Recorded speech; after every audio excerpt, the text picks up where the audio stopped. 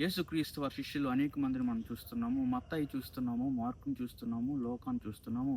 ఈ శిష్యులు అనబడిన వారు రాసిన గ్రంథంలో మొట్టమొదట వారి జన్మదినం ఎక్కడో, వారు ఎక్కడి నుండి వచ్చారో, ఎలా వచ్చారనే విషయాన్ని రాయబడింది. అయితే యోహాను సువార్త 1:1 రాయబడింది, ఆదియందు వాక్యం ఉండెను, వాక్యమే దేవుడై ఉండెను రాయబడింది. అంటే యోహాను యొక్క ఉద్దేశం ఏంటంటే, నేను పుట్టడానికి దేవుడే కారణము, నేను జన్మించడానికి దేవుడే కారణము, దేవుడే లేకపోతే నేను లేను అనే ఉద్దేశంతో యోహాను అనే భక్తుడు రాస్తున్నాడు. ఇక్కడ బైబిల్లో గమనించినట్లయితే, మనం ఎప్పుడైతే దేవునిలో నిలిచి ఉంటామో దేవుడు మన యందు నిలిచి ఉంటాడు. యందు నిలిచినుడి, నేను మీ యందు నిలిచిందునని దేవుని వాక్యం సెలవిస్తుంది.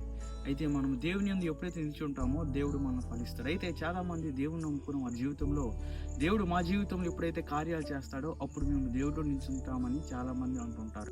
ఎవడు నా యందు నిల్చుంటునో వాడు బహుగా ఫలించునని దేవుని వాక్యం సెలవిస్తుంది. మనం ఫలించాలన్నా, దీవింపబడాలన్నా మొట్టమొదట మనము దేవునిలో మనం ఉన్నప్పుడు మాత్రమే దేవుడు మనల్ని దీవిస్తాడు. ఇక్కడ యోహాను అనబడిన భక్తుడు కూడా అంటున్నాడు ఏంటంటే, అదే అధ్యాయంలో గమనించినట్లయితే, ద్రాక్షావల్లి నేను, తీగలు మీరు, ఎవడు నా యందు నిల్చుంటునో వాడు బహుగా ఫలించినని దేవుని వాక్యం సెలవిస్తుంది. ఎందుకంటే ద్రాక్షవల్లి ఆ యొక్క చెట్టుతో అంటు కట్టబడి ఉంటేనే అది ఫలిస్తుంది. అది వేరుగా ఉండి అది ఫలించదు. మన జీవితంలో కూడా దేవునితో అంటు కట్టబడి ఉన్నట్లయితే మనం ఫలిస్తాము. దేవునికి వేరుగా ఉండి మనం ఏం చేయలేము.